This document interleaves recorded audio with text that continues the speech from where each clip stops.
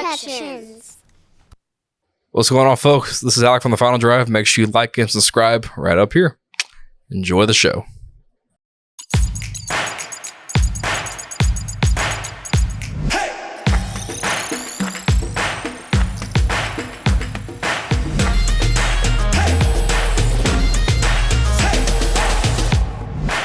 What is going on, everybody? Welcome into another episode of the Thefinaldrive here at Sourkidsproductions Studios. It is Alec. It is Makai. Back, my boy.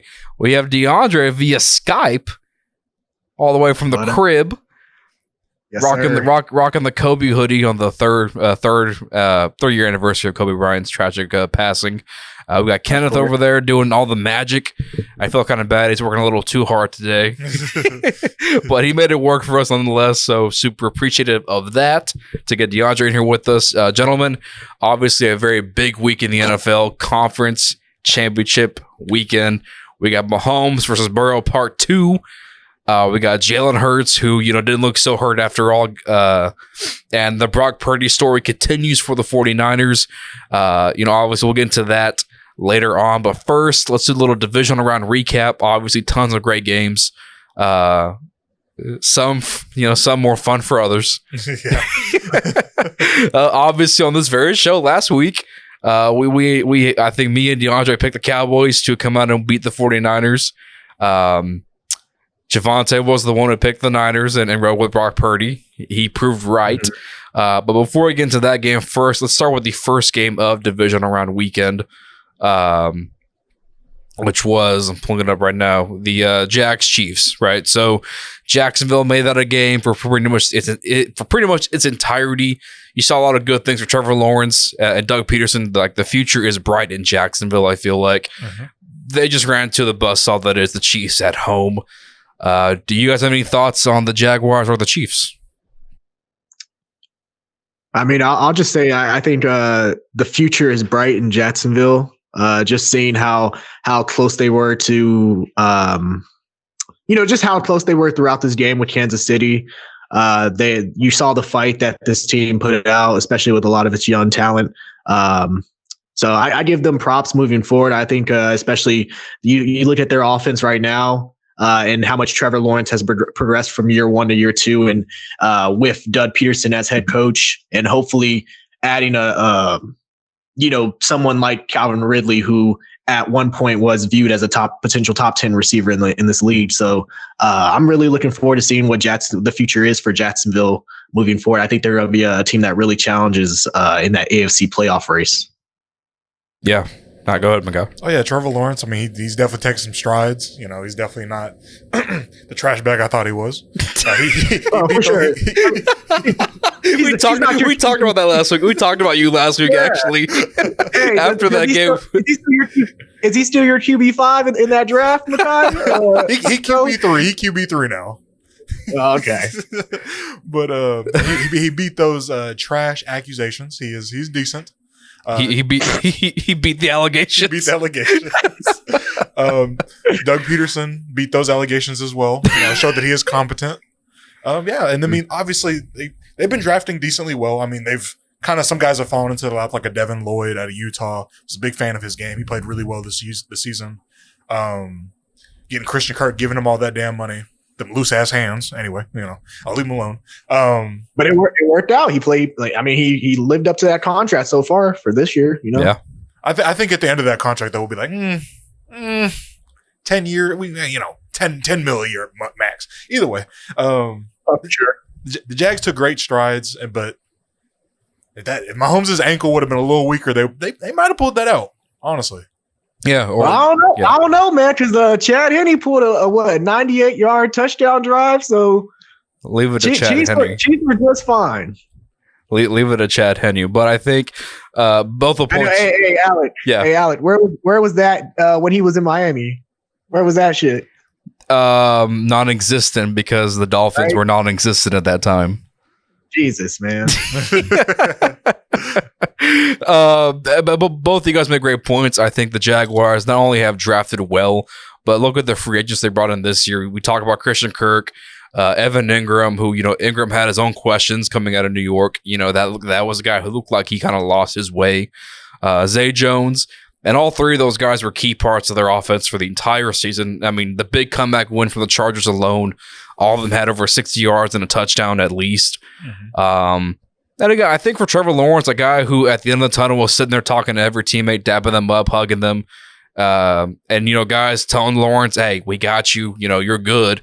It shows you the amount of respect he's earned already going into year 2 in that locker room. And I think the Jags, they should be very excited about the future of the Jaguars, because I think as long as you have Peterson and Lawrence, you have what you need. You have your franchise quarterback. You have a coach who are on the same page. Now it's all about getting the right guys to put around them. And kudos to the Jets. Like you mentioned, Makai, if maybe Mahomes is out or, even a little more banged up with that ankle, maybe Jacksonville does kind of, pull it out. But the Chiefs, nonetheless, they're going to another, 4th, 5th straight AFC conference game at home. I mean, shout out to the Bengals, because had the Bengals lost that game, you're going to Atlanta to play in a neutral site, which I think nobody really wanted to happen. So the Chiefs will host the AFC Championship once again, and we're witnessing another dynasty before our eyes, guys. I think, Mahomes, Burrow, Allen, Herbert, talk about that's your next Brady, Manning, Rivers, Roethlisberger-esque type of quarterback play in the AFC, because now it's going to run through KC, I think, for now. Oh yeah. You want to get to the Super Bowl in the AFC, you got to go through KC. Yep. And the cheeseburgers. The cheeseburgers. What's about Kansas City is just like, you look at the team and how, like, losing Tyreek Hill. Tyreek Hill we look at as this explosive talent on offense for them, and just losing him, seeing the disbursement as far as getting more receivers, more what's the word, quantity over quality in their receiving core. Pacheco looked really good against Jacksonville. So that's something that's very positive for Kansas City moving into this week, is having that, that dual threat as far as having that running game and passing game, because it can take some pressure off Mahomes, who's banged up this week with that ankle injury. Yeah, I think Pacheco, that might be the guy we need to talk about real quick for a minute. I think that's a guy who offers you something a little different than what we've seen out of Chiefs running backs. I think Clyde Edwards-Helaire is much more of a finesse, try and wiggle through the holes, and, not really much of a power or not really much of a receiving back either. Yeah. But Pacheco has the power, and McKinnon has kind of, flourished these last couple of weeks in the back end of the regular season as a receiving threat. For the Chiefs, who I think he went on a run where he had 7 or 8 touchdowns at the end of the year. So that rushing game might be even more handy this week going against a very good Bengals defense. 100%. Like Pacheco's combination of hands, speed, size, and just willingness to go get another yard by putting a shoulder down. I love that draft pick on their part. He was the only reason. Him and Bo Melton were the only 2 reasons I was watching Rutgers football last year. Only 2 reasons. That's facts. So obviously we go to Saturday night. It's Giants. It's the Eagles. NFC East playoff rivalry. And me and Javante, I'll admit, DeAndre. I told y'all, man. I told y'all them Giants. I said, look, bro. They look good against Minnesota. We know Minnesota. We've seen in the regular season they have been walked through, ran through by Dallas, by Indy. Indy was up 30 points on them. Philly beat them on Monday Night Football. Embarrassing game on that part. Detroit. Like, we started seeing cracks in Minnesota, bro. And I'm surprised that y'all were so on this New York Giant bandwagon off that win. We believed. They were the Cinderella team, DeAndre. They were St. Mary in the March Madness tournament. Okay, they were the St. Mary's school. We had to ride with it. No, if the Detroit Lions make the playoffs, then I might have hopped on a bandwagon. I might have hopped on my Cinderella. I would have been there with you 100%, no question. If the Lions. Shout out to the Seahawks for ruining it, but had the Lions got in, I would have been all over that 100%. Yeah. And what was that thing about Jalen Hurts? Y'all talking about, oh man, he's banged up. I said, hey, bro, I'm telling you, his shoulder ain't really that hurt. He's not that banged up as the media reports. He had the rest. He looked good. I'm not going to say he looked great, in what was it, week 18 against New York. Yeah. He looked solid. But he had another 2 weeks worth of rest. And what did he do the first play of the game? Deep ball to Devontae Smith. He said, okay, y'all think my shoulder's hurt? Bet. Sling that bitch about 50 yards. Then y'all gonna see I'm not playing. I'm for real. I'm here. Yeah, no, I mean, from that first drive, I was like, yeah, this is not gonna be a fun night for New York. The Eagles pretty easily took care of the Giants, but I think for New York, this year is by far a successful year, no matter how you cut it up. This is a Giants team with the same roster pretty much from a year ago that Joe Judge left for the ball. They had, they were a top 5 team every year in the draft. I feel like they were a laughing stock in the NFL. Mm-hmm. The David Gettleman era, which we know how that went for them. And for DeBall to come in year one, turn this team around right away. You go into Minnesota and like DeAndre mentioned, they were frauds, but nonetheless, they won 12 games. They were at home. They were, 10-0 in one score games because they had come back so many times this year. Like, we thought things were lining up for the Vikings. Like, okay, maybe this is the time they do something. Yeah. But New York went in there and took care of them like it was nothing. Yeah. With no receivers, with no real threats, outside of Saquon Barkley. Kudos to the Giants, man. That's all I'm going to say. It was a heck of a year. Yeah. To me, DeBall is my coach of the year just because of the expectations for the Giants going into the year to where they ended. Mm-hmm. So you ran into the buzzsaw that is the 1 seed on the road at Philadelphia. But nonetheless, it's still a pretty damn good year to be a Giants fan. Oh, 100%. 100%. I mean, Saquon looks great. Look like he's back officially. Yep. Daniel Jones is still on pack watch. He has not answered.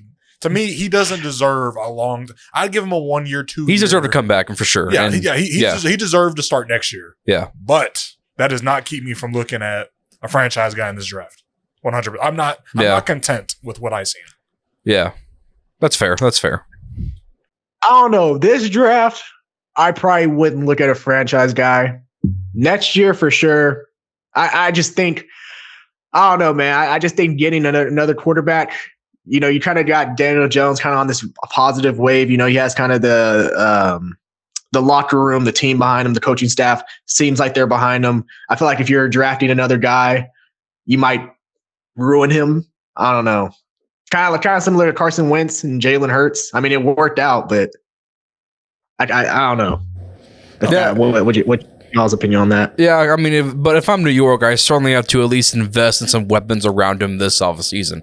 If I plan on bringing Daniel Jones back, I can't run out there with Kenny Golladay, who threw a hell of a block in the wild card game. He's a blocking receiver. 100%. Threw a monster block.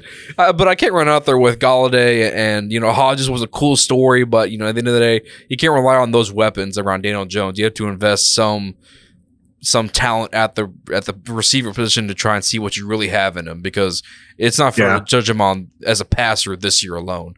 But he proved enough to get you the playoffs. Yeah, and like honestly, bro, I'm not really taking anything away from New York. Like when it's like, when y'all pick New York, I'm not saying like y'all are crazy for picking New York or giving New York all this praise after beating Minnesota. I mean, it was a good game. Like, they played a great game. Got Isaiah Hodgins had 100 receiving yards. Especially with that lack of talent at the receiver position, like, it's a good win for them. Like, I give them all the credit for beating Minnesota, especially at Minnesota. It's a tough environment to play at. But obviously I knew that they didn't have the right pieces to challenge Philadelphia. They don't have the receiving core to make that secondary worry to a point where, hey, we don't have to stack we can't stack the box, trying to stop Saquon, because they don't have the receiving core to challenge them. And, we look at New York, they're not really that far off. Like, I feel like they only have a few pieces. Get that receiving core right. Sign maybe Odell Beckham if he's healthy this offseason. Sign him. Draft a receiver as well. They definitely need someone in the middle of that linebacker unit. If me personally, I would throw the big Brinks truck at Tremaine Edmonds because I know he's a free agent. Offer him what he wants. And then also maybe that secondary, but they're not too far off. Yeah, when you're starting Jared Davis and Jalen Smith at your linebacker position in the playoffs, you're asking for it. You're not going to get far. You're not going to get far for sure. And for the Eagles, I mean, this is kind of the team we've seen them to be throughout the entire regular season. You know, Jalen Hurts was getting a roll into Devontae to AJ Brown. Dallas Goedert, welcome back, because he had kind of got nicked up in the kind of the middle of the year. And I mean, this to me is the scariest team in football, because you have the dual threat quarterback, you have two legit receivers on the outside, you have a very good tight end, you have what might be the best remaining offensive line in the playoffs, and you have what really is probably the scariest defensive front in the playoffs. No disrespect to San Fran, but then Eagles front seven is just the depth of it all is crazy. The depth. I mean, you got guys like you have Ndamukong Suh and Linval Joseph, on the bench. Yeah, as rotational pieces. Yeah, I mean, I mean, Brandon Graham had a comeback player type season. Hassan Reddick, the Philadelphia kid from Temple, he had 16, 17 sacks this year, and no one's talking about that enough. I feel like. Yep. It's a scary team, man. In that environment too. Yeah, and just last week, we saw 3 running backs that were effective throughout that game. Kenneth Gainwell actually ran over 100 yards. So you got a 3-headed monster in that backfield, where each back kind of gives you that different running style. So I'm to me, especially going into this playoffs, I was Philly was my team. Philly was the team that I thought, okay, they're going to win the Super Bowl this year. And after seeing them against New York, I feel pretty confident about my odds, Philly. If you're a bet man, that's the team to bet on right now, I think, because nothing seems to slow down this team all year. Yeah. Nothing has been. Besides Gardner Minshew starting those 2 games. Yeah. We beat them. Understandable. Shout out to Andy Dalton. Took care of business on the road. Shout out Dak Prescott beating a mediocre quarterback. Yeah, well, hey, speaking of mediocre quarterbacks, let's get to the Bengals Bills. I think this was a game, obviously, for other reasons. A lot of people are looking forward to this game because, quite frankly, we just did not get this matchup on Monday night a few weeks back because of the whole Damar Hamlin situation. Which, by the way, if everybody thinks he's a clone, y'all got to stop with that. That's weird. Very weird. Stop that. Come on. Be better. Stop. I'm into conspiracy theories, but this one, that was too far. Yeah, this ain't it. But back to the game. So obviously the Bengals on the road in the snow kind of shocked a lot of people, I think. I think everybody expected this to be a Burrow Allen kind of back and forth to see who is that quarterback behind Pat Mahomes in the AFC. And Joe Burrow and Jamar Chase took care of business in this game. This is a business trip. And Buffalo kind of laid a fat goose egg at home, right? Which is crazy because it was going into the game, it's it's going to be snow, it's going to be really cold. Buffalo's built for these things. Josh Allen's built for this. Built forward tough. But a lot of people don't know or understand that the Bengals training facilities pretty bare bones. They don't even have an indoor facility to practice in. They practice outdoors 24/7. So, and the weather gets pretty nasty in middle America, I'll tell you that. So, they came in there and they were ready to go, and Josh Allen, he laid a goose egg. And that Diggs very much frustrated on that sideline. Yeah. I mean, look, we saw how they played against Miami last week. So, I don't know, you could say, hey, you kind of saw it coming with the way they entered the playoffs. It was not a very good performance against a Dolphins team that was down to its 3rd string quarterback. Yuck. Yep. So, I mean, I personally, last week, I went with Buffalo just because I thought that, that pressure would get to Joe Burrow, especially, being down 3 of his offensive linemen. And with the snow being a factor as well, but hey, they don't. What is he? Joe Chill, Joe Cool, that they call him. Joe Burr. Joe Burr. I'm not calling a grown ass man Joe Burr. Joe Shiesty. Definitely not that Like, shit either. Hey, he's that guy. I'm too old to be called He's that guy, though. He's earned that name. He's him. He's him. He is him. Let me get you guys' opinions on this. Do we kind of think Buffalo may have been the most overrated team throughout the season? Because we kind of look at it now in hindsight. Their secondary really isn't all that great because, their safeties were banged up the entire year. Yeah. Between Micah Hyde and Jordan Poyer. Mm-hmm. Offensively, outside of Stephon Diggs, they really don't have another receiver that scares you like that. On a consistent, Gator, he's hit or miss. Yeah, very hitter. He's going to go for 150 or he's going to have 2 catches, 7 yards. Yeah, for sure. Yeah. The running game, we talked about it, the last couple of years. I feel like it's not really there. It is Josh Allen, and that is it. And again, Josh Allen, this is a guy who, led the league in total turnovers this year. Yep. Kind of seems a little reckless with the football at times. And, like DeAndre mentioned, if the Dolphins had Tua in that game and maybe some slightly better play calling out of Mike McDaniel in that game, they probably beat Buffalo last week. They really do. Yeah. So, I mean, and that's not a jab at Mike McDaniel. And it's his first year as a play calling. Nothing against him or anything, but that's you got to learn to play. Learn how to play call in those moments. Yeah, for sure. But I think maybe we kind of gassed up Buffalo too much after that Week 1 smackdown of the Rams. I think we did, but then there were also games where we kind of saw and we were like, okay, is Buffalo I don't know, because there was a moment where Dolphins, they were winning, they were first in the AFC division or AFC East division. We saw Buffalo lose that game to Minnesota. The Jets. The Jets. We started seeing them collapse in some games, and we started calling some questions on them.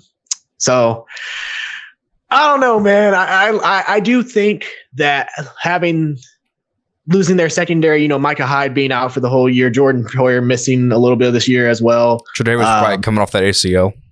Yeah, and also you saw your biggest free agent acquisition, which was Von Miller, losing him midway through the year as well. So that stuff eventually plays a factor. You can get through it. You can get through the season just fine, but eventually that's just going to catch up to you when you reach the playoffs. And unfortunately, it caught up to him. Yeah, I think that's point blank exactly spot on. And it just you feel for Buffalo fans, right? Because last year this was a team that we kind of argued, had they had the coin toss go their way, they win that game. And trust, as a fan of a team to have their hearts broken in the playoffs because of a rule, and to whine and complain to get the rule changed, because since we did the same thing with pass interference, they changed the rule. They changed the rule this year for the playoffs, where both teams get the ball no matter what. I get it. I've been there. It's not fun. It's not fun at all. But yeah, man, Buffalo kind of in the Bengals. I mean, I've said it before. Since Burrow kind of got better, more comfortable after that appendix removal surgery he had. Yeah, he's been on a roll, and I think the Bengals, to me, going into the playoffs, I think they were the most complete team from offense and particular defense at all 3 levels. They have guys at every level that can make plays for you. Sam Hubbard, Trey Hendrickson, DJ Reader, Jermaine Pratt, the linebacker, Logan Wilson. They have guys across the board. And I know they lost Chidobe earlier this year, but they've had guys come in the secondary and step up. Yeah, and that's a big credit to Lou Anarumo. I don't know how to pronounce his name, but I think he should obviously get some head coaching looks down the line in the future. Maybe not this year, but next year for sure. They did a really good job of scheming against Josh Allen, and I give him props for that, because that is one of the rare performances of Josh Allen that I've seen where I'm like, damn, this man can't do nothing out here. Yeah, that was very hard to watch. Also, it's a big fuck Eli Apple. Big yes, fuck Eli yes. Apple. Yeah. Can we agree he's the Pat Beverly of the NFL? Oh, 100%. He just be out there running around and talking shit. I don't get it. I saw so Sauce Goddard tweeted that he is the Pat Bev of the NFL. And this morning, Shady McCoy got on Sauce Gardner's head because I think Shady was comparing their play, the level of athlete they are. And Shady wasn't about that. And Sauce came back and said, definitely was not talking. The plays are the last thing I would even consider comparing. We all know why he called him Pat Bev.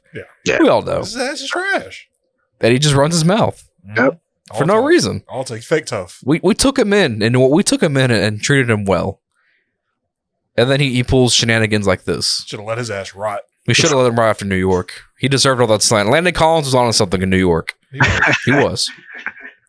Landon Collins was, but so, and we can all probably agree. It's now Mahomes 1, Burrow 2, right? For now, yeah, I'll give him number 2. He agreed. I think he is. Now, what's really gets really interesting. Let's just play a little hypothetical here. Mm-hmm. Say Burrow beats Mahomes, right? Yeah. Goes to his second Super Bowl back-to-back years. Say Joe Burrow wins the Super Bowl. Now, Mahomes still has the 2 MVPs, which he's earned. Yeah. He has 1 Super Bowl. But, yeah. But if Burrow wins the Super Bowl and is now 4-0 against Mahomes and beat Josh Allen once in the playoffs, I still think Mahomes is QB1. Oh, yeah. But there certainly is a conversation to be had about that. Burrow Mahomes. There's a conversation. Yeah. 100%. I think it's interesting. Joe Shiesty.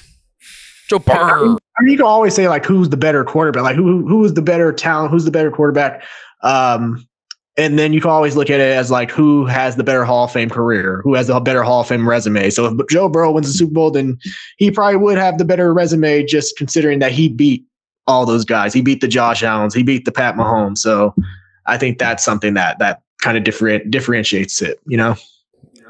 Yeah. I just know the future of quarterback play in the AFC. Because think about it like this. We mentioned last week, like say hypothetically if Lamar and Tua were healthy, right? Yeah. Mm-hmm. The AFC picture would have been Mahomes, Burrow, Allen, Lawrence, Lamar, Tua, Herbert. All those kids in one conference. It's kind of nuts. It is. Like this is a whole new era of football for us. Mm-hmm. Yep. Because it's then shout out to the NFC with all the bums. Bumming it out. I know the only person we got in the NFC repping is Jalen Hurts. That he's the only good quarterback in that conference in the playoffs. Yeah. Hey, Cooper Rush though. Stop! Don't do that. Don't do that. So let's talk about the Cowboys 49ers game. Obviously, for the right reasons, we're going to discuss this game. This was obviously a very heavily defensive game, pretty much throughout the entire game. Yeah. There was the one touchdown by Christian McCaffrey, and then Dak threw one to Dalton Schultz early on in the game. Mm-hmm. So there were 2 touchdowns in this game. Yep. Field goals galore after that. Obviously, Makai, I'll throw it to you first because I want your initial takeaways and thoughts because I know since week 1, correct, probably since 2 years ago. Yeah. You've been very much on the Dak's not elite, Dak's not that guy wave. Mm-hmm. And I kind of agree with you. I do. Let me get my popcorn as I hear this. And we know DeAndre is Mr. Anti-Cowboy on this show. Oh yeah. So let's hear from the fan. Like what were some of your takeaways from that game?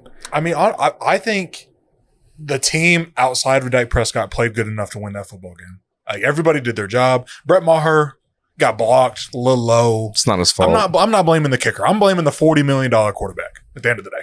Fuck. I mean, he did kick it left. Like that, like it would have missed. Oh yeah, it wasn't going to make it anyway. 100% was a shame. It wasn't going to make it anyway. 100%. But if Dak Prescott plays $40 million quarterback play, gives me that day we win the game. So it's squarely on Dak's shoulders. I think Micah Parsons was fantastic. The defense played great. I mean, obviously, secondary was kind of up and down because that second cornerback spot is still kind of a question mark. But overall, defense played good. I was happy. Dak Prescott. Let me preference this. I've had this conversation in our group chat many a time. I do not hate Dak Prescott, the person. I am exuberantly critical and pissed off with how he plays the quarterback position and how he doesn't ever look in the mirror and understand that maybe I'm the problem. Maybe I'm the reason why we lose to these 50, under teams under 50%. We get smoked by backup quarterbacks because he plays to the level of his competition. Because he's like, that's good enough. And he's never pushing the bar of like trying to be exceedingly great. He's mediocre in every way possible physically. Arm talent is ass. what was it going into last offseason on Hard Knocks? Like, oh man, Dak Prescott, man, that ball's humming. Bullshit.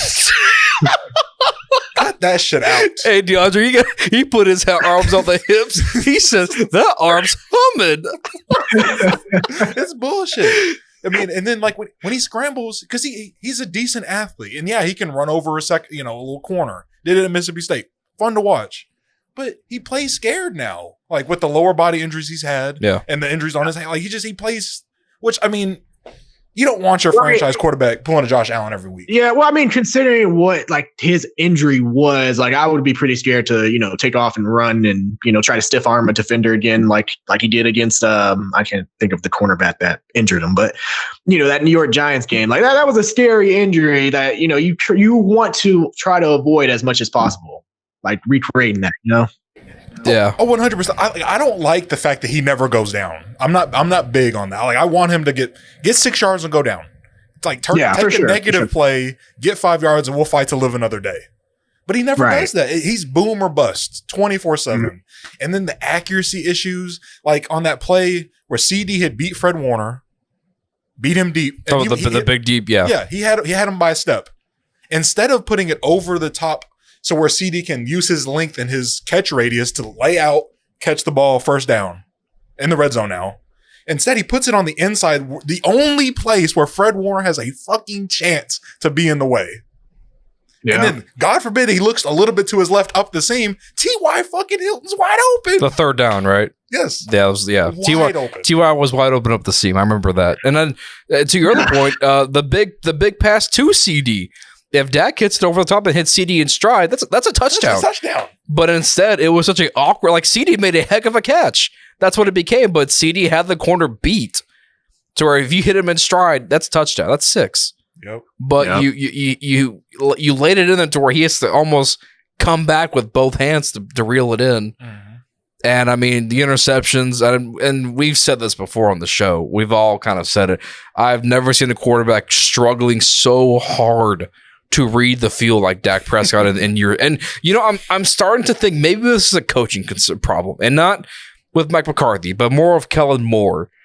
And that because Kellen Moore was a Garrett guy who Garrett brought in, I think Jerry has kept Kellen Moore because he wants to have that Sean McVay, young, quote, innovative genius play caller. And, I don't know if Kellen Moore has done enough to Dak to really make him develop and grow, because I've seen in year 7 he's still making these throws to where receivers are running out routes, and shocker, a cornerback's right there lurking, waiting to jump it, and Dak's throwing it. Fucking we ball. It's just I don't know how you openly make these mistakes. Like I'm wondering if Kellen Moore should be gone. There's no reason the Cowboys should have announced Kellen Moore is staying as the coordinator next year. Because man, hey. They made it to the second round. Jerry gonna be like, all right, everybody stays. Everybody gets to stay. Y'all won a playoff game. Congrats. Yeah, because here's the funny thing about the Cowboys, right? So the last quarterbacks they've lost to in the playoffs, it's Purdy, it's Garoppolo, and Jared Goff, right, with the Rams in 2019. Yeah. So do you know the 3 they beat since that? So they beat Russell Wilson that same year, 2018, with Seattle. Mm-hmm. They beat Tom Brady this year. And then they beat who was Stafford? 2014 was those are 3 you beat nobody else since, right? Yeah, that's it. Yeah. So look at the 3 you beat, and look at the 3 you've lost to. Ironic, but I mean, and losing Tony Pollard did not help whatsoever, because against that front 7, you're asking Zeke to base, and again, Kellen Moore had no creativity whatsoever. He said, "Hey Zeke, halfback dive up the middle, 2 yards." Yeah. What was that one? Who was the swing tackle we had out there playing fullback? McGovern? No. McGovern was on the. Avante Collins. Oh, his ass. Like, I'm blaming him. He did his job. But it's like you have offensive linemen at fullback. They know what you're doing. Right. It's super telegraphed, and there was nothing like. Granted, Zeke did not play his best game. I think Zeke is banged up, and he was just giving it a go because without Zeke, and then we lose TP. You're counting on Malik Davis to do something as a rookie, which he showed little sparks here and there, but right. Well, also, you know, if you want to run a play and you want to have a fullback, why don't you just actually get a fullback? Because for one, a fullback will get to their block faster than an offensive lineman. It's because Kellen Moore's being innovative. Kellen Moore's being ingenious. He said, "Hey, instead of lining up the 6-man on the line, what if we put him in the backfield? It's a tank." That's what he's thinking. But I'm like, oh, go ahead. No, go ahead. What were you gonna say? No, well, I was going to say my piece, but I'm gonna let you finish real quick before I say my piece. I think the Cowboys are kind of they're in limbo because like Dak to me is on that now. He's on that Kirk Cousins, that Derek Carr tier of quarterbacks who, hey, you're not bad enough for me to rebuild, but at the same time, I don't have faith you can get me to the Super Bowl. But you know, you're gonna get me to the playoffs, nonetheless. I say this isn't limbo. We're in fucking purgatory. I want to die. I hate it here, man. 2 more years of this shit. I'm tired. Like, and nobody's gonna take that contract because any team that brings in Dak, it doesn't ascend you past where you are. There's DeAndre's dog. Look at that. Things we love to see is that right there. Love good pups. Good pups. I wonder if the dog doesn't like Dak Prescott. That's why. That's why he chimed in. Smart dog. Yeah, smart dog. Oh, yep. Fuck Dak. That's what he says. No, but She agrees. what were we saying, Makai? Continue.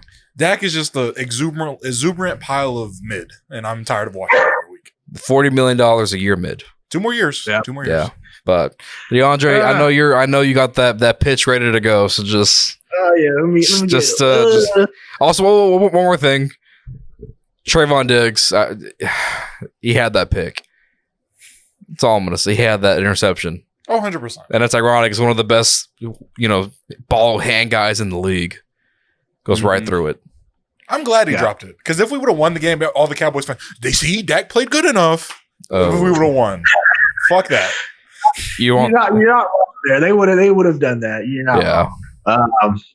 Let me speak my piece. How about them Cowboys?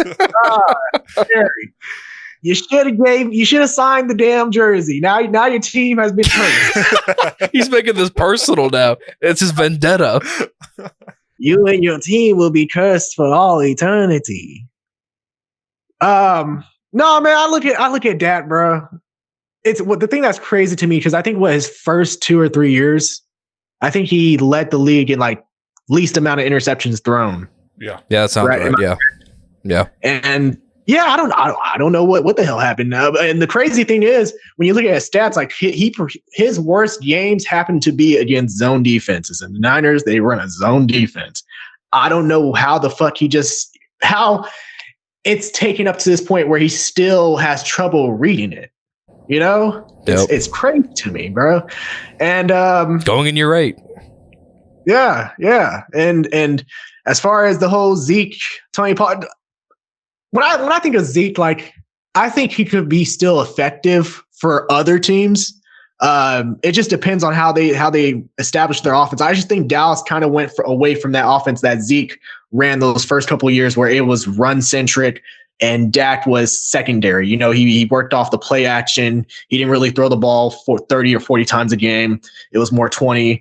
So I think just going from that has kind of made Zeke kind of ineffective in a way. And we saw, especially with the run game, losing Terrence Steele, that obviously was a big factor because Tyron Smith, I give him credit for trying to that right tackle, but he's no right tackle. Like left tackle is the only position. Not to mention, I think his body just can't handle being a run blocker. Yeah. He's got to be a pass protector. Yeah. Facts.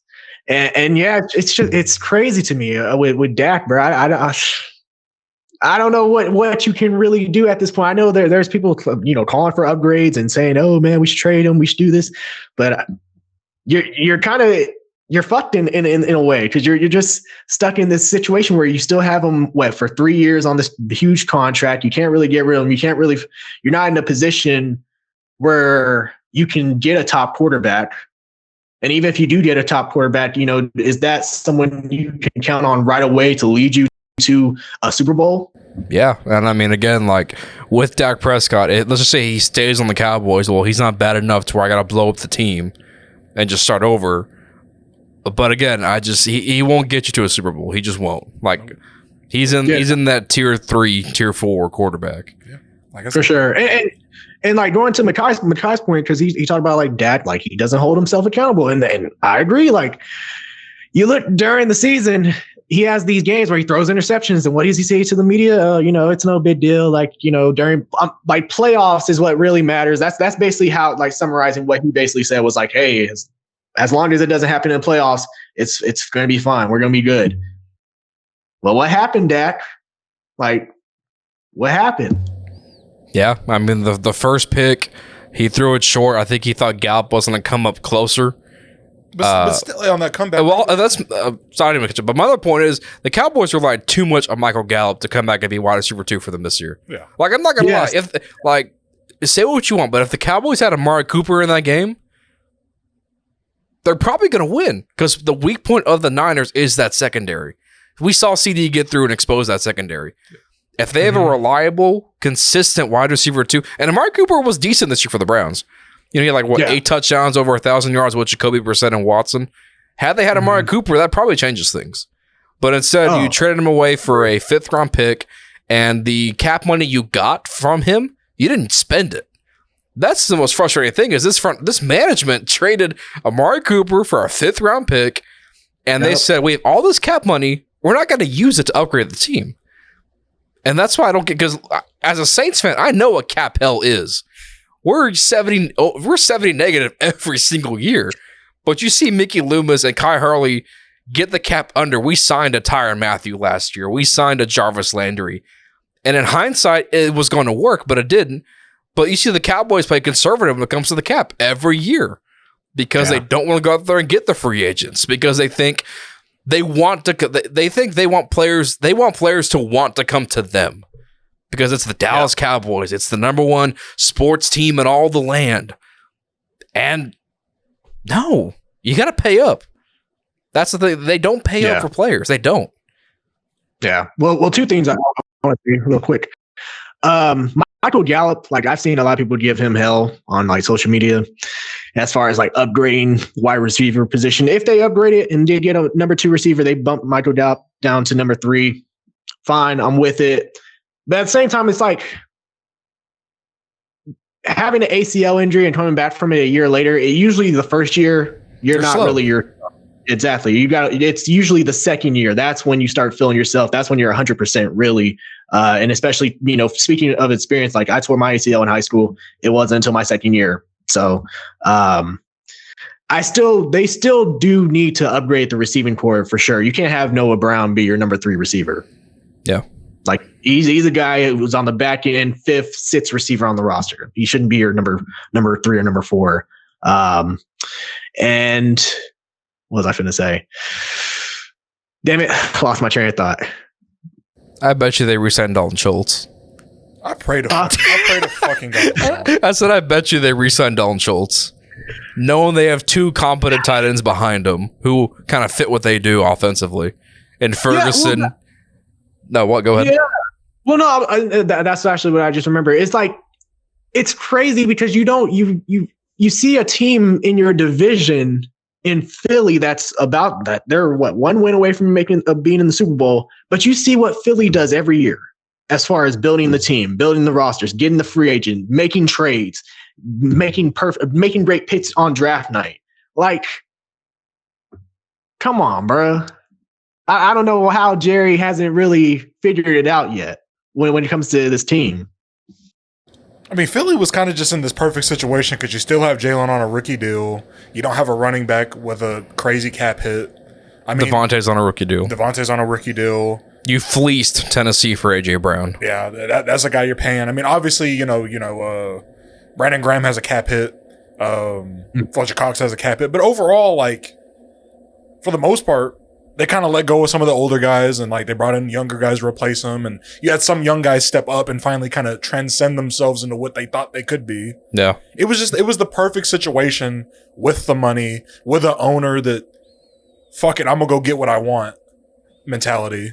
So that's what I'm trying to say is that like maybe that's what Dallas needs to do. Maybe they need to do a Philly and blow that shit up. Like remember when Philly was competitive with Michael Vick, Donovan McNabb to Michael Vick and so on. And then they had Chip Kelly, right? Chip Kelly, like they sucked under Chip Kelly. He got fired. They blew the team up, blew the roster up. They had a year, 2 years rebuild, and then that team was prime again. So I think maybe Dallas just needs to actually commit to a rebuild first, stockpile on Pitts, get talent. Because I think if you're Dallas, you can stockpile on Pitts, and eventually the talent's going to come. Like nobody's going to ever turn. It's not like a Houston where like, okay, this is a rebuilding franchise. Like I don't see them as a competitive team. Like people are still going to come to Dallas regardless. I just don't see an avenue for a way to do it now, because it's like, who's going to take that contract? Like who's, if somebody is going to trade for him, you're paying probably 75% of that contract for the first year. Yeah, and I mean you're on the books for Zeke, Tyron Smith, Zach Martin is getting younger. Yep. DeMarcus Lawrence. So I don't know what because you have some nice young pieces. You have Trayvon Diggs, Micah Parsons, CeeDee Lamb. Pollard will probably come back cheap just because of the injury he suffered. Tyler Smith, a guy who was a very pleasant surprise given all the circumstances for him this year. So you're in a you're in a I don't know what you do because if there's a time to try and say, because look at the Eagles, like the Eagles. It's the perfect example of F it and go because the NFC is so weak this year. Yeah. Because there was no clear-cut favor for the NFC this year. Because, Tampa was slacking. Breeze and Peyton left the Saints. Russell Wilson left Seattle. This was the prime opportunity for somebody to jump and take the NFC by a chokehold, and that was the Eagles. Yep. So, I mean, it's going to be tough. For sure. And I think if you're Dallas, bro, like moving forward, especially when it comes to like some of these free agents in the offseason, I know Leighton Vander Esch, like he had an amazing year, especially taking that 1 year deal.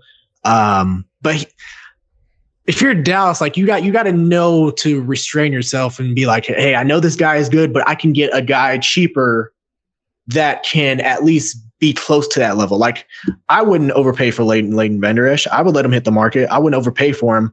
I would apply it to getting a linebacker. Let's say Devin Bush. Devin Bush, he might be released by the Steelers. And he's a guy that Dallas liked on draft night. He's fast, athletic. He can make plays in the middle of that defense. Deion Jones is a free agent. A guy who's played under Dan Quinn in Atlanta.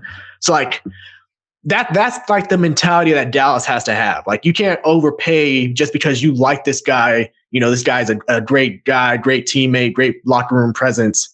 And, we want to keep him here. I look at Jalen Smith. Jalen Smith was a prime example of that. Yeah, exactly.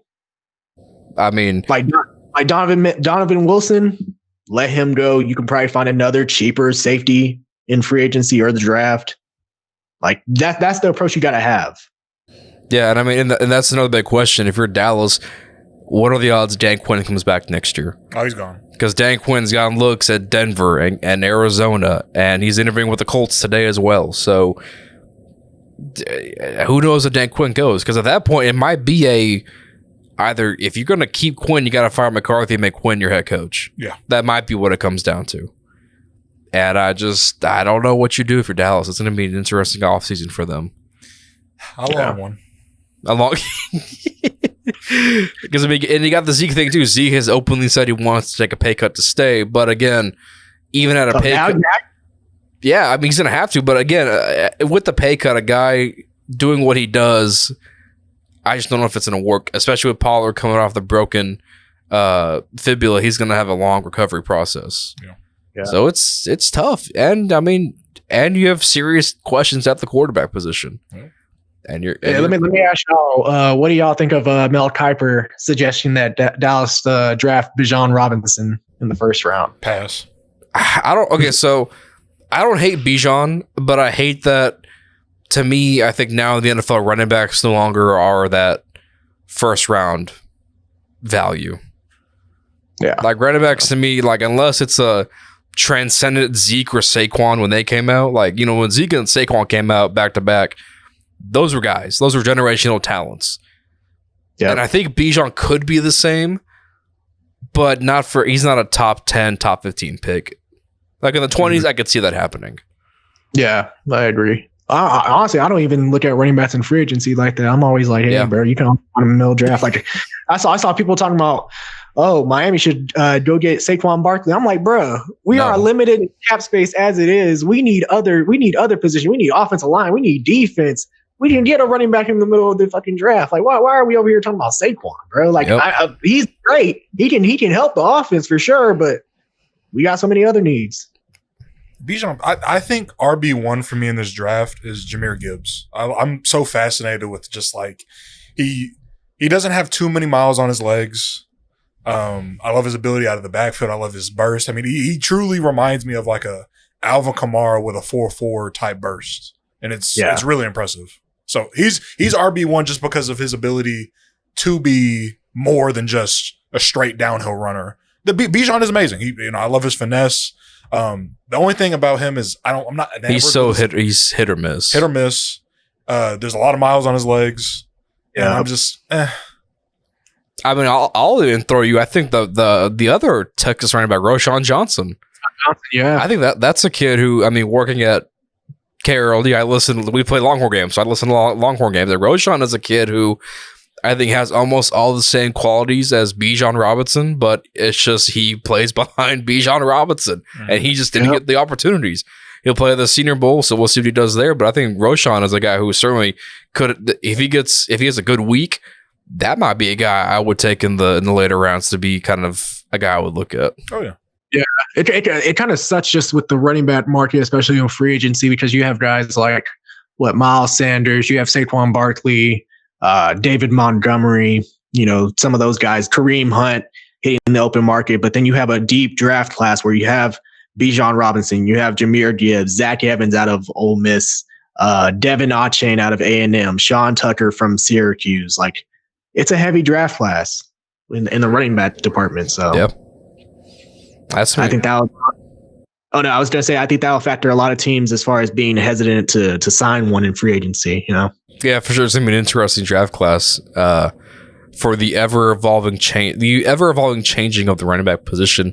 Really quick, boys. Before we get into our conference game picks, let's talk about the NFL awards. NFL Honors announced the finalists for all the major awards. Let's just run through these and see who's gonna win. Yeah. So we have MVP, AP, Defensive Player of the Year, Offensive Player of the Year, Offensive and Defensive Rookie of the Year, Comeback Player of the Year, Coach of the Year, and Assistant Coach of the Year are the major categories. Starting with MVP, we have Josh Allen from the Bills, Joe Burrow from the Bengals, Jalen Hurts from the Eagles, Justin Jefferson from the Vikings, who is the only non-quarterback on this list, and then Pat Mahomes. I think we all kind of are in agreement here. It is Mahomes, correct? Without a doubt. Yeah. Yeah, I mean, DeAndre spat out the numbers earlier. I think Mahomes simply playing without Tyreek Hill, and then you bring in Juju and Valdez-Scantling and Kadarius Toney they traded for, and he has arguably put up one of his best seasons ever without Tyreek. So that's a sweep. Easy. That's a sweep. Yeah. Defensive Player of the Year. They have Nick Bosa from the Chiefs, Chris Jones from the Chiefs. I'm sorry, Nick Bosa from the Niners. My fault. Chris Jones from the Chiefs and Micah Parsons from the Cowboys. Who do we think it is?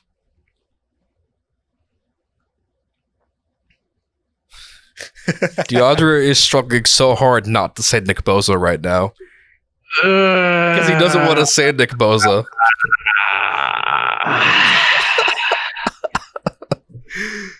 He doesn't want to say Nick Bosa.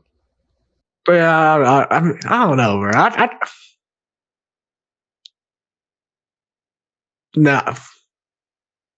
Yeah, I guess I'll go with Nick Bosa. Because I was debating heavily. I was thinking Michael Parsons. To me, I think it is Micah, because this is a kid who he essentially played a majority as an edge rusher this year, but he can still go back and play in a 4-3. Yeah. He just has that rare talent to do that, and I just think that needs to be recognized. So, but also you look at like compare like the 49ers, the rest of their defense, like you got other guys like Fred Warner on that defense. You have a great defense coach in DeMeco Ryans. I mean, credit you got Dan Quinn in Dallas, but besides Trayvon Diggs, Micah is that defense. Yeah. So I think it's like what Alec was saying with like the versatility. He has a rare just like motor, and like it just never turns off. Yeah. Which is evident. He had like 105 pressures this year. Yep. Which is like crazy. He had a game where he had like 16 pressures. Like his game rec ability and just like, oh shit, 11's on the field. It's a problem. So there was a stat from the Monday night game against Tampa where I think Tristan Wirfs had allowed, I think maybe 2 or 3 pressures all year from the right tackle position. Mm-hmm. He allowed like 8 against Micah Parsons on Monday night. I mean, he can change everything for you. Everything. Yeah. I think what hurts Micah Parsons though is that late stretch that he had. I think in between like week 11 through 15 or 16, where like he didn't have any sacks. Yeah, very quiet. Yeah. Dealing with that injury. Like very quiet. Yeah, exactly. So I feel that. So you're on Micah? I'll still take Micah, but it probably will be Nick Bosa. I agree with you. I think it will be Bosa, but Micah's my pick would be Micah Parsons. If I want Micah, but I think it's going to be Nick. Yeah. So yeah, again, we're all in agreement. Yeah. Okay, cool. Maybe this will go the way we expect it to. Probably not. We're going to have some disagreements at some point. 2 for 2. Oh, this is where the disagreements happens right now, because I know where DeAndre's going to go 100% with this. AP Offensive Player of the Year, Tyreek Hill for the Dolphins. Ooh. Cheetah. Jalen Hurts from the Eagles, Justin Jefferson from the Vikings, and then Pat Mahomes. I think we all might go different here. I really do think that. I'm going to go Justin Jefferson. I'll give him that. Oh, okay. Yeah. Patrick Mahomes. Sweep it. You think Mahomes? Okay, you think Mahomes is gonna sweep? There's no touching what he does, man. Like he's the fucking best in the league. Okay, I feel that. I was gonna go with Jalen Hurts. I think what he's done this year on the ground and as a quarterback, he's so valuable to that offense. So versatile as a runner. He had 12 touchdowns this year on the ground to go with 25 passing touchdowns. He's just so cool. Yeah. This is where we're gonna have some issues. Offensive Rookie of the Year. It's Garrett Wilson from the Jets.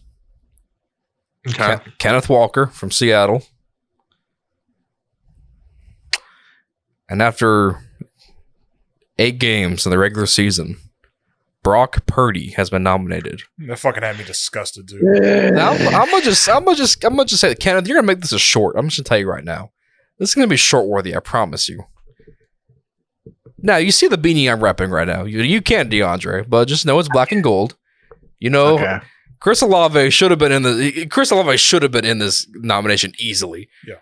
1,000 yards, only the 3rd rookie in Saints history behind Michael Thomas and Marcus Colston to do so, with 3 different quarterbacks, a horrible offensive coordinator, a guy who was not expected to be wide receiver 1 because he was there with Mike Thomas and Jarvis Landry. Both of them get hurt. Olave stepped up to be that guy for the offense. Okay. And again, in an offense where there was no, Shaheed was a nice surprise for us, but Chris Olave was the focal point of the Saints offense. Mm-hmm. How you snub him out for Brock Purdy, who, may I remind you, it's called the Rookie of the Year, not Rookie of the past 8 weeks. Yeah. It's all about in total the body of work. Yeah. To have Brock, you could say Dameon Pierce should have gotten the nom over Brock Purdy. Yeah. Tyler Smith, Tyler Lindenbaum, any other offensive rookie you could have said instead of Brock Purdy. Yep. Because the NFL wants it to be a quarterback award. Yep. That's what it's stupid. Should have been Olave, 100%. Yeah. Should have been. He up until Garrett Wilson passed him, he led the rookies in every category up until the last 2 weeks of the season. Yeah. Hey, you know who also should have got some consideration? Who? My boy Skylar Thompson. Got us in the playoffs week 18, win against the Jets, and then almost beat the Bills in the first round. Yeah, Skylar Thompson gets some credit. He deserves to be in that small percentile where they show the odds and he's at the very bottom. That's Skylar Thompson. Right? He gets the 1 vote. Yes, he gets the 1 vote. From and you. that vote. Yes. From no, but it's crazy how you put Brock Purdy on. I can't see it because that's a slap to every rookie's face. Yeah, it is, and he'll probably win it too. I hope not. I hope not, but it should be Olave 100%. Chris Olave should have been up for this. Well, you said the nominee. It was Garrett Wilson, and you said it was Kenneth Walker. Kenneth Walker. Well, Alec, I think the thing that hurts is with Chris Olave, he was on a Saints team that was pretty much out of playoff contention early in the season. Like, we all knew the Saints weren't making the playoffs. You probably were hanging on to hope, and sadly, we played in the NFC South. Yeah, I know. That's up until the last week, we were still in it. Yeah, that's a sad thing. Now, y'all were in it, but really, y'all weren't in it. Yeah. So, I think that's what was just going on. Robbed. My boy deserves the recognition. He just felt robbed. Oh, facts. I think he was a solid receiver this year. I think he's going to be a great receiver for the Saints moving forward, especially if he can assume that number one role. If they move on from Michael Thomas, we'll see. Oh, they are. Unfortunately, it's going to happen. Not ready. But that's my rant. It should have been Olave 100%, not Brock Purdy, who is in the perfect situation where he throws the guys wide open the entire time, pretty much. Yeah. He has like 16 different weapons. Yep. Mm-hmm.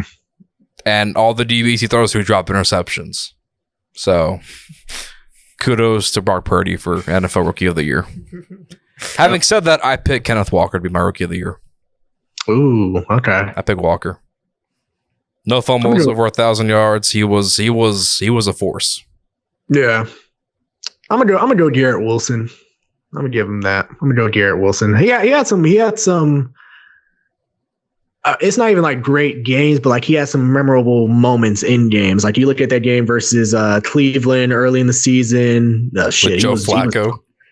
With Joe Flacco. He torched us week 18. Like Xavier Howard who? Because he made that man look non-existent in coverage. So yeah, I gotta go with Garrett Wilson. And just because, like, considering everything that he was dealing with as far as the quarterback position, going from Joe Flacco, Mike White, Zach Wilson, to Mike White, back to Joe Flacco, like, he was effective with each and every one of them. So that's why I'll go Garrett Wilson. I will agree with DeAndre and go Garrett Wilson. Okay. That's fair. Texas kid. I respect that. Some other guys, just want to throw out some other guys you could have put instead of Brock Purdy. Yeah. Jaheim Dotson. Yeah. He actually was tied with our rookies in touchdown catches. Could have. Christian Watson. Came out too late in the year. Brees Hall. If he wouldn't have got hurt, he would have. Oh, but he was on a great trajectory. They played the same amount of games. They did. There you go. But hey.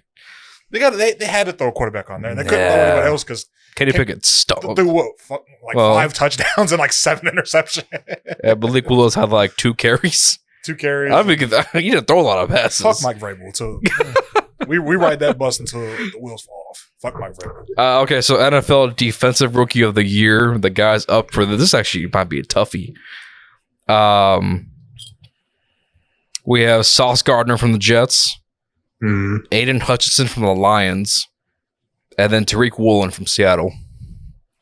The guy we interviewed at the Senior Bowl. Yeah. Shout out Tariq Woolen, man. Cool guy. This is hard because I think Sauce is the right answer. But hey, Aiden Hutchinson had 3 picks this year. Somehow he had 3 interceptions as a defensive end this year. There's something about white defensive ends. They always get their hands on those balls, man. There's something about it.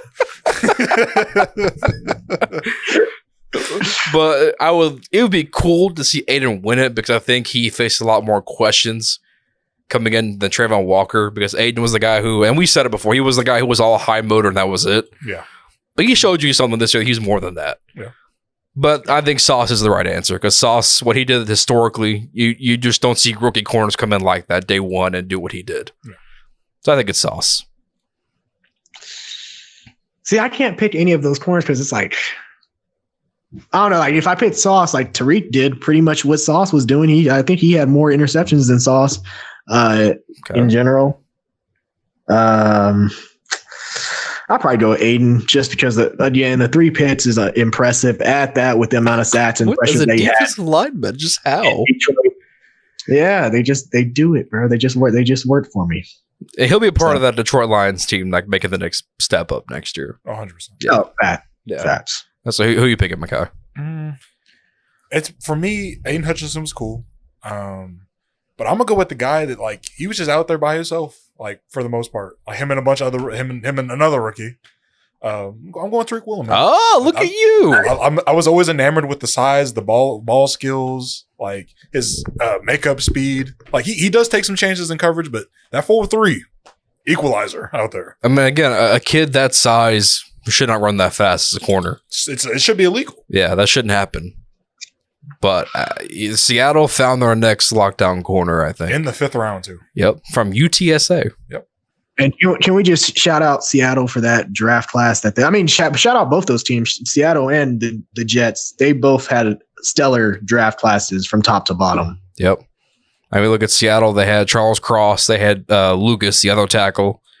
I think that's the first time in NFL history they had both tackles start the entire season. Yeah. I could be wrong, but I think that's a thing. Walker, You're right. Tariq, Kobe Bryant. Mm-hmm. I mean, very good draft class. just on how you knock it out like that. Sorry about that. And Siri wanted to chime in. The next one, Coach of the Year will be Brian DeBall, Sean McDermott, Doug Peterson, Kyle Shanahan, Nick Sirianni. Give me Dayball. For me, it's DeBall. Yeah, give me the ball to white guy. Cool. We're all in agreement on that one. It's DeBall. I mean, look at what he did with what he inherited. Vanilla Vic, impressive. Yeah. Now, should Vanilla Vic be the starting quarterback next year? Not for me personally, but okay. So up next we have the comeback player of the year: Saquon Barkley, Christian McCaffrey, Geno Smith. Saquon. I feel like the answer should be Saquon, but I think we all know they're going to give this to Geno. Pass. I think it should be Saquon, but I just think, yeah, They wrote me off. I didn't write back. I'm gonna go with Geno on this. It's a cool story. This is a guy who we kind of written off as a starting quarterback. You know, when Russ left Seattle, everybody thought this team was god awful and forsaken to have a top 3 pick. Geno came in, took him to the playoffs, made a Pro Bowl. You know, was one of the most accurate quarterbacks this year. Yeah, he deserves it. But I think Saquon, with all he's been through and just how much of a part he played in the Giants, you know, making the playoffs this year, it should be Saquon. Yeah. But I'm not mad at Geno if he wins it. Because I think Geno does deserve it. Yeah, like this is my thought behind it. Because like we look at Saquon even before the injury, he was effective. Like he was a top 5 running back in the league. So like you knew if he would come back from injury, like he would be great. Geno, we never saw this from Geno at all. Yeah. Like, and that's a crazy thing. I feel like they probably should add another award, like breakout player of the year or something for that would be Geno's award right there. 100%. So I would just give it back, you know? Yeah. Yeah. For like no one, to play like this. Yeah. I mean, I'd be happy with either one. Fuck the bullshit. I ride with KZ Okpala for breaking that motherfucker's jaw. Hit him with that. Over $20 too. I'll have you. You still ride with them, Makai, huh? Oh yeah. KZ Okpala till we die. And the last award we're gonna have here is going to be assistant coach of the year. We have Ben Johnson, the OC from Detroit, D'Amico Ryans, the OC or DC from the Niners, and Shane Steichen, the OC from the Eagles. It's not even a thought for me. D'Amico Ryans. Okay. Yeah, D'Amico Ryans. Not even a thought. I guess I'm the odd man out in this one. Yep. I'm going to go with Ben Johnson from the Lions. I think he was relatively unknown up until this point. You know, an offense that had a lot of question marks. You know, you didn't know what you thought about Jared Goff as quarterback, but I think Ben Johnson has made you think next year you can make the playoffs with Jared Goff, and who knows at that point. So I think Ben Johnson deserves a lot of credit for what he's doing in Detroit. It's not just Dan Campbell, but I think he has a lot to do with it as well. Facts. Hey, another candidate for consideration. Throw my boy Ken Dorsey in there just for that post game versus Miami, slamming the tablet. Got to put him in there. Got to put him in there just for that. I feel that. I feel that. So hey, good job, boys. I think overall we rounded out pretty well. Oh yeah, That was good. That was good. Okay, so last thing, or second to last thing we'll get to, obviously, conference championship game picks. We have the Bengals and Chiefs, and then the Eagles and the 49ers. I'll just throw it out to you guys. Let's do Eagles-Niners first. Who do you think wins and why? I'm gonna go Philly. I think just having that talent on both, like they can work their way through the passing game, through the running game with Jalen Hurts and those bats. And they have the physicality as far as, especially with a guy like AJ Brown, he has that physicality that can match toe to toe with that Niners secondary.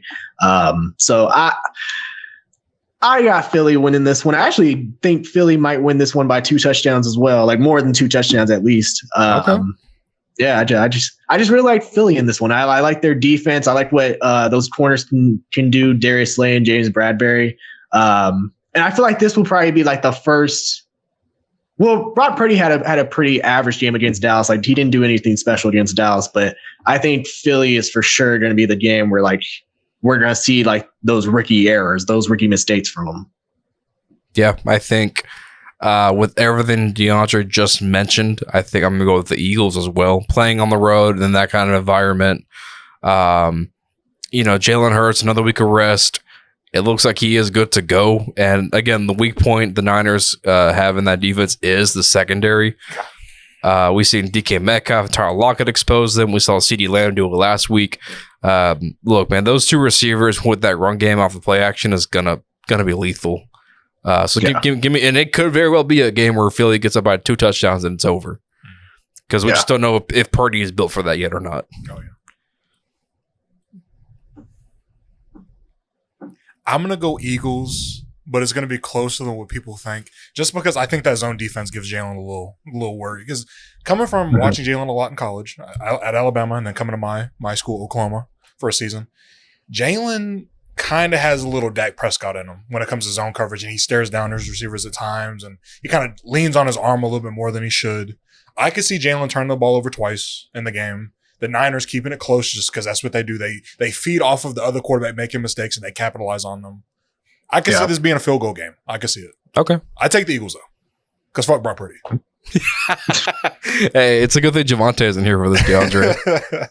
Yeah, Javonte was all over Brock Purdy last week. Oh yeah, he was. Wait, I think Javonte. I think he went with Dallas though. I think he went with Dallas. He didn't. He loved Brock Purdy, but I think he was with Dallas beating them. But yeah. Hey, he ain't getting my boy Trey Lance's starting job just yet. Yeah. So I think Eagles. So we'll see. So we're all on board with Philly then. Mm-hmm. So Cincinnati and Kansas City, obviously a rematch of last year's AFC title game where the Bengals won in overtime, if I'm right. Yeah. Yeah. So does Joe Burrow go 4-0 against Patrick Mahomes? Okay, I will start. Y'all pondering. It's cool. Joe Burrow is going to go 4-0 against Pat Mahomes. I think the Bengals, look, this team I think is built for this kind of situation where they can handle a hostile environment. Give credit where credit's due. Despite being down 3 starters on the line last week, the Bengals held their own against the Buffalo Bills front 7. Kept Joe Burrow in the pocket, kept him upright. What might be shocking to me most about that Bills game was the fact they ran the ball so well with Joe Mixon, which they'd struggled to do all season because they were one of the worst rushing teams at the end of the year. Yeah. And Joe Mixon and Samaje Perine had holes galore. Came out wrong, but I said it. Holes galore against the Buffalo Bills, and they were to run the ball with Mixon and Perine, and I think that could be an X factor is their running game. Mm-hmm. So give me the Bengals. Close game. Okay. It will be close, I think. But yeah. I'm gonna go with the Chiefs just because I want Andy Reid Super Bowl rematch against his former team. I do think that like Pat Mahomes' ankle injury is going to be a really big factor playing into this game. I kind of have to see like how well he moves within that first series, that first drive, because that's something that obviously could change the tide of this game is the fact that if he's immobile, he can't move around the pocket. So if that's the case, then I probably will lean more towards Cincinnati. But if he's good, he's able to extend plays, then I think Kansas City wins this game. Okay. What are you feeling, Makai? Granted, what you saw from Joe Mixon and Samaje Perine last week in the snow, it toughened it out against a very good deep defensive line that was, hindered, obviously losing Von Miller and some other guys nicked up. It was very impressive. I just think KC's defense, while it may not be the highest ranked rush defense in the NFL, I like the guys they have. Obviously, enamored with Chris Jones. Love him. Yeah. George Karlaftis came on, was very easy, steady guy. You hated that pick last year. No. You were bewildered by it. I didn't like, because on my team, I want the guys that can be like exuberant talents and transcend the position. Mm-hmm. And he's not that. He's average in a lot of ways, but I love the effort. I love the technique behind. He's a technician at his position, and he's great in the run game. I think him and Chris Jones give that middle of the offensive line a lot to worry about. They have very athletic linebackers on the back end. I think they stop the run game. I think Joe struggles through the air just because in KC, it's, Jamar's kind of up and down year this year. Give me the Chiefs. I think Patrick's healthy enough. I thought you were going to say, despite all of those things, you're going to take the Bengals. Nah, give me the Chiefs by 10. No, I don't hate it. I mean, it's the Chiefs. They're at home. Obviously, Patty seems to be okay for the most part. We'll see what happens. It should be an exciting game. Oh, yeah. Hey, I remember last year when Chris Jones kept getting back there on Joe Burrow, but he kept missing. Like Joe Burrow was able to evade him every time. He's sneaky elusive. Chris Jones is still holding on to that, bro. He's still thinking about that heading into this week. So he's gonna make sure that he gets the job done this time. Joe Burrow got that white man elusiveness. You underestimate him because he's white, but hold on. Is there such a thing as white man elusiveness? In football, yes. In football, yes. In real life, probably not. There's but in football, yes. Yeah. But last thing we'll touch on before we sign off here, obviously today being Thursday the 26th. Now this will come out later, but obviously it's the 3-year passing of Kobe Bryant. I just want to get if you guys had any thoughts or anything you want to say on on this day about Kobe. I know he was supposed to do a lot more for basketball after he retired. Unfortunately, we never are going to see that. But I think the impact he had on the sport and what he means to the game going forward will be forever felt by the NBA and its players and young fans and old fans. So I'll just throw it to you guys. You got anything you guys want to say about that? Yeah, I think just looking back on that day, it was a tragedy, truly, just not even for just him, but like all the lives lost that day, including his daughter, Gianna. And because, months before that, we saw that whole clip of them at was it a Nets game? And you saw the player that she was trying to be. Obviously, I thought that, hey, eventually I'm going to see her name. I'm going to see her in the WNBA one day. Because, of course, obviously, if your dad is Kobe Bryant, he's coaching you up. He's there in your life 24/7. You're going to be in the WNBA because come on now, Kobe Bryant teaching you. So seeing that and like seeing all that potential, that life just gone, it's sad and just for all of them. And you mentioned like how Kobe, like even he wanted to be a person that helps set the foundation for the NBA, but also not even just the NBA, but the WNBA as well. Like he was also very impactful in that and getting that started and getting that kind of that popularity to grow within the WNBA. So yeah, man, I mean, he's just generational icon. So, yes, it's again even three. It's crazy because 3 years later, and it's still like just sad to just think about. Like I remember we were talking about it earlier before the show even started. Like what it was like that day. And I'll just repeat, like, you know, when it happened, I was watching the Pro Bowl in my dorm room at UNT, and I remember my family group chat went off. They texted that Kobe Bryant died. It was a TMZ report.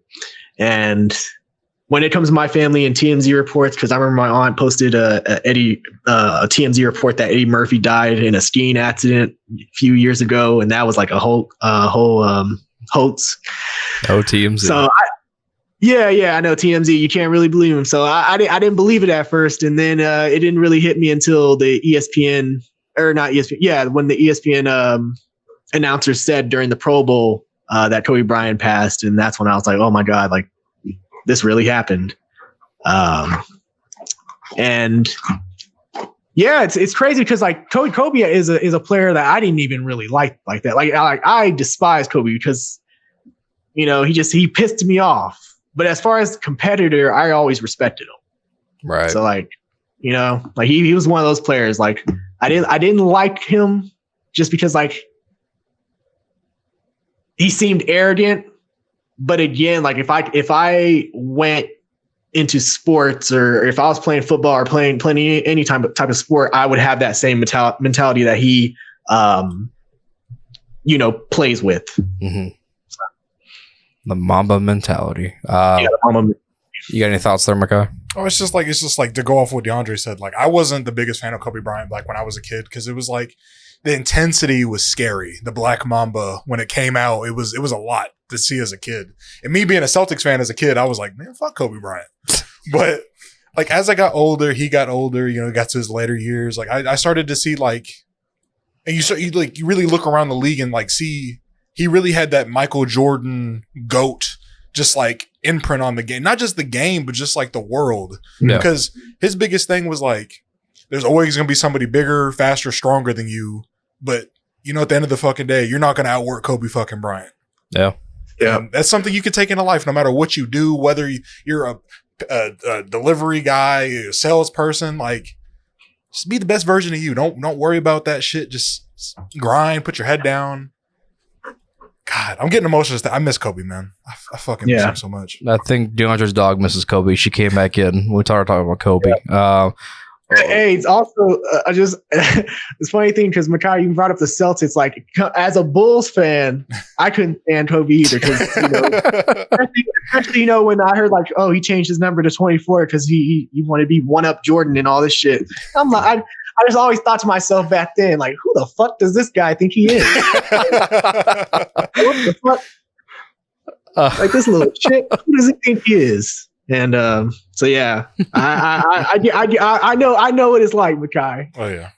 I'll just say this: if you guys haven't watched it yet, you should really. I know you guys probably have, but for the viewers, if you guys haven't watched the documentary on Netflix about the '08 USA men's basketball team, I watched it when it dropped. Very good, solid documentary, and I kind of forget like before that, Kobe was kind of in a dark place, like. Nobody in the NBA liked Kobe after what he did with the Lakers, trying to demand a trade and get out of there. He ran Shaq out of town. And that was a guy players just did not like. You know, nobody wanted to be friends with Kobe Bryant. Nobody wanted to hang out with Kobe outside of basketball. Yeah. And then I think that really helped change Kobe and kind of became the Kobe that I think we came to know in the latter years of a guy who was just loved all around by guys in basketball. And I think if you grew up in our time, Kobe certainly was one of the best and easily one of the most influential and, influential voices and players in the game, because that Mamba mentality is something that I think you can take and apply anywhere in life. Exactly. Yeah. And I know at the end of the day, we all throw that paper in the trash can and yell Kobe. Say Kobe, yep. Yeah, that's just what we do. So 3 years is wild. I was sitting at the crib and then just laying on my bed, and I was like, there's no way this is real.